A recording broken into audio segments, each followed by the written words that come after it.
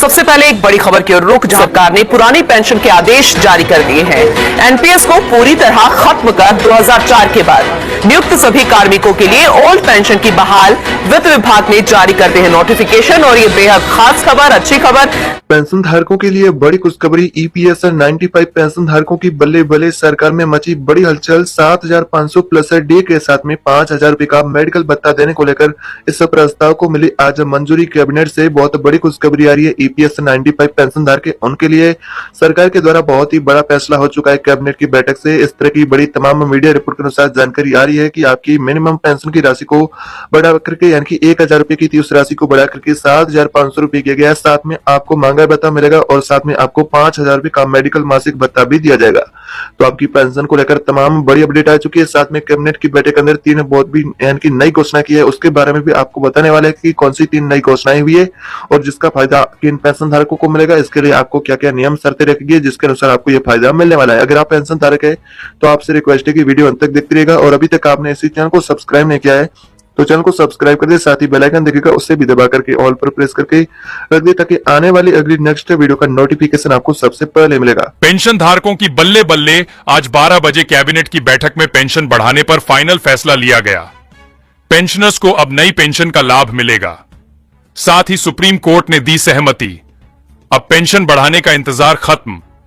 अब minimum pension 7,500 के साथ फाइनल 2 चरणों के अंदर पेंशन का भुगतान किया जाएगा। देखिए ताजा रिपोर्ट जारी। अब कर्मचारियों को पेंशन 7,500 की जगह 25,000 रुपए महीना मिलेगी। केंद्र सरकार ईपीएफओ कर्मचारियों को एक बड़ी खुशखबरी देने जा रहा है, जिससे कर्मचारियों की पेंशन 7,500 से सीधा 25,000 रुपए तक हो जाने की संभावना जताई जा रही है। इसका कारण सैलरी लिमिट में बदलाव बताया जा रहा है।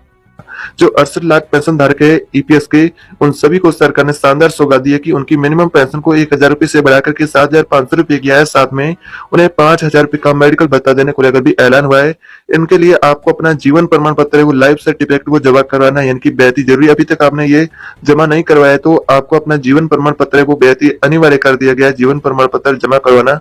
तो ये आरबीआई ने निर्देश जारी किया, जिसके अनुसार उन खाता धारक उनके खाते में पेंशन का भुगतान किया जाएगा जिन्होंने जो यानी कि पेंशन धारक है जिन्होंने अभी तक यानी कि जीवन प्रमाण पत्र नहीं जमा करवाया तो उनका पैसा उनके खाते में ट्रांसफर नहीं किया जाएगा। इनके इस तरह की बड़ी अपडेट आ रही है। आरबीआई ने भी साथ में घोषणा की है जिसके अनुसार आपको पेंशन का पैसा मिलेगा, लेकिन उसके लिए आपको यानी कि अपना जीवन प्रमाण पत्र वो जमा करवाना बेहद ही जरूरी है।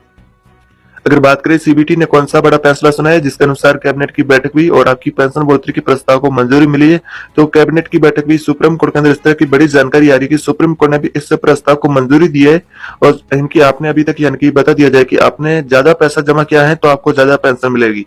यानी कि ये फैसला आपकी ज्यादा पैसों पर निर्भर करेगा कि आपने कितना कंट्रीब्यूशन किया और किस हिसाब से यानी कि आपने कितने समय तक नौकरी की है, तो आपको ये पैसा उस पर यानी कि निर्भर करेगा। उस हिसाब से आपको ये पेंशन का पैसा बढ़ोतरी के साथ मिलने वाला है। सरकार ने इस तरह का फैसला किया है कि जो कर्मचारी जिन्होंने ज्यादा पैसा जमा किया है और जिनकी एज भी अधिक हो चुकी है उनको अधिक पैसा दिया जाएगा। जिनकी एज अधिक हो चुकी है लेकिन उन्होंने पैसा कम जमा करा है यानी कि कंट्रीब्यूशन, तो उनको कम पेंशन मिलेगी। ये निर्भर करेगा कि आपने कितना पैसा जमा किया है और कितने समय तक यानी कि नौकरी की है रेगुलरली और आपकी वर्तमान में एज कितनी हुई है, उस हिसाब से आपको पेंशन का ये पैसा बढ़ोतरी के साथ यानी कि ईपीएस के पेंशन धारकों को मिलेगा। यानी कि सरकार ने कैबिनेट की बैठक के अंदर शानदार सौगात दी है कि जो कर्मचारी अभी वर्तमान में हो चुके हैं 60 वर्ष से अधिक आयु के, उनको 9,000 रुपए की मिलेगी जिनको पेंशन, और साथ में उनके लिए यानी कि ये भी अनिवार्य किया है कि उन्होंने 10 साल का रेगुलर कंट्रीब्यूशन भी किया होना चाहिए। तो उनको 60 वर्ष से अधिक आयु के जो कर्मचारी है उनको मिलेगी 9,000 रुपए की पेंशन। जिन कर्मचारियों ने 10 साल का रेगुलर कंट्रीब्यूशन तो कर दिया है लेकिन उनकी एज 58 साल से कम है तो उन सभी को यानी कि 7,500 रुपए की मिनिमम पेंशन दी जाएगी। साथ में 3,000 रुपए का मेडिकल भत्ता भी दिया जाएगा।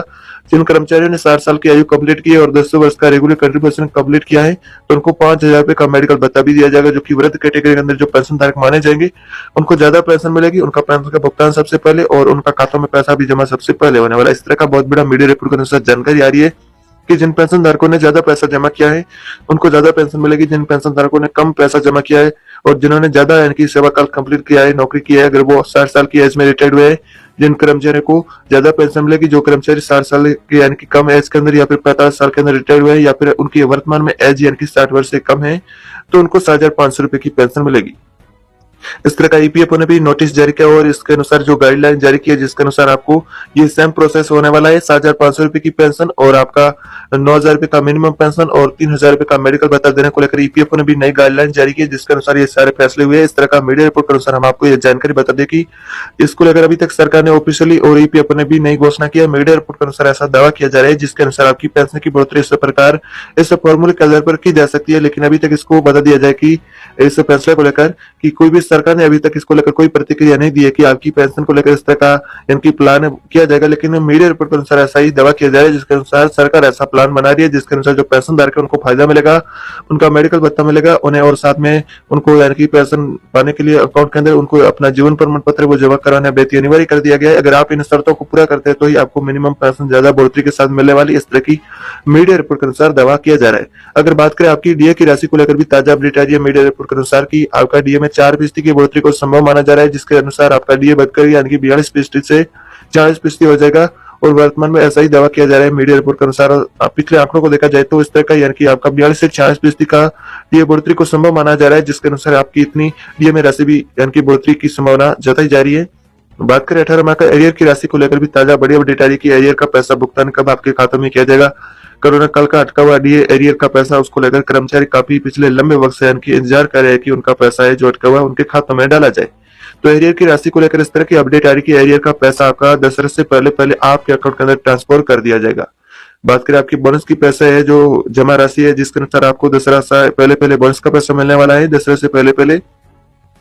अगर बात करें बोनस का पैसा भी आपका निर्भर करेगा कि पैसा आपने कितना जमा किया है, कितनी आपकी एज है, उस एज के हिसाब से यानी कि पेंशन धारकों को दीपावली का बोनस है उसे पहले यानी कि दीपावली से मिलने वाला है। त्योहारों की सीजन में इस तरह का रिपोर्ट के अनुसार मीडिया रिपोर्ट के अनुसार दावा किया जा रहा है कि आपका ये पैसा है आपको दशहरे से पहले मिलेगा या फिर आपको 30 अक्टूबर से पहले फाइनली आपके अकाउंट के अंदर आने वाले। इस तरह का नया अपडेट आ रहा है, जिसके अनुसार मीडिया रिपोर्ट के अनुसार दावा किया जा रहा है कि आपकी इन तमाम मुद्दों को लेकर आज दिन भर की इस तरह की तमाम छोटी बड़ी जानकारी आ रही है। ऐसी पेंशन से जुड़ी और भी आप नया ताजा जानकारी पाना चाहते हैं तो आपको इस चैनल को सब्सक्राइब कर लेना है, साथ ही घंटी का बटन